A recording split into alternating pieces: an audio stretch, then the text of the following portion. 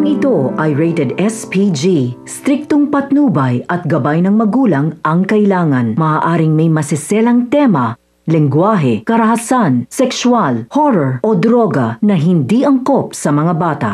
Kinumpronta ni Tanggol ang kanyang ama na si Ramon tungkol sa nangyaring paglusob ni Rigor sa kanilang mansyon. Hindi na napigilan ni Tanggol ang kanyang galit sa ama. Harap-harapan niyang sinabi kay Ramon na kailangan pa ba raw niyang ulit-uliting sabihin sa kanila na delikadong tao si Rigor. Kailangan pa ba raw nilang hihintayin na may masama nang mangyayari sa kanilang lahat. Ngunit pinaintindi at pinaunawa ni Ramon kay Tanggol ang sitwasyon kung bakit pilit pa rin niyang kinukupkop si Marites. Pinaliwanag ni Ramon kay Tanggol na sinusubukan pa rin raw niyang mabuo ang kanilang pamilya. Samantala, sa mansyon ng mga Guerrero, lumapit si Olivia sa kanyang ama na si Don Gustavo. Sinubukan ni Olivia ang pakiusapan ang kanyang ama na si Don Gustavo na siya na lang ang tatakbo bilang mayor sa Maynila dahil siya na lang raw ang natitirang Guerrero na malinis at walang mantsa ang pangalan. Pero nagalit si Don Gustavo. Sinabi niya kay Olivia na kaya hindi niya pinatakbo si Olivia bilang mayor dahil alam raw niyang mahina si Olivia. Sa kabilang banda naman, nagsisimula na ngang kumilos itong si Mayor Roberto upang makapaghiganti sa mga Montenegro. Tumawag si Mayor Roberto kay Colonel Romero para sabihin kay Colonel Romero ang kanyang plano. Ibinigay ni Mayor Roberto kay Colonel Romero ang address. Inutusan niya si Colonel Romero na i-raid